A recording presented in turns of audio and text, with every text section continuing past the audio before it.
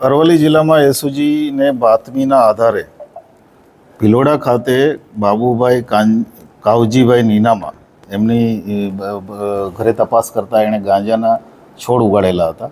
Total 1 kilo અને 700 ગ્રામ જેટલો ગાંજો એસઓજીએ ત્યાંથી કબજે કર્યો છે. 17,000નો મુદ્દામાલ છે. આ વ્યક્તિ જે છે અગાઉ પણ 2024માં 800 ગ્રામનો ગાંજો એમના ઘરેથી જ મળી આવેલ છે. આ અગાઉ પણ આવા પ્રકારના ગુનામાં સંડોવાયેલ છે.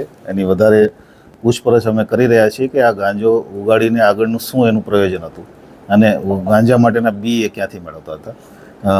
એ ઉપરાંત અમે છેલ્લા 15 દિવસમાં અરવલ્લી જિલ્લામાં પ્રોહિબિશન ડ્રાઈવના આધારે કુલ 2,38,00,000નો મુદ્દામાલ કબજે કર્યો છે. 32 પ્રોહિબિશન હેરફેરના ઇંગ્લિશ દારૂના કેસો કરેલા છે અને લગભગ 25 જેટલા અમે આરોપીઓ આમાં ધરપકડ કરી છે. એ બધા કેસોમાં આગળની તપાસ ચાલુ છે. ઓકે.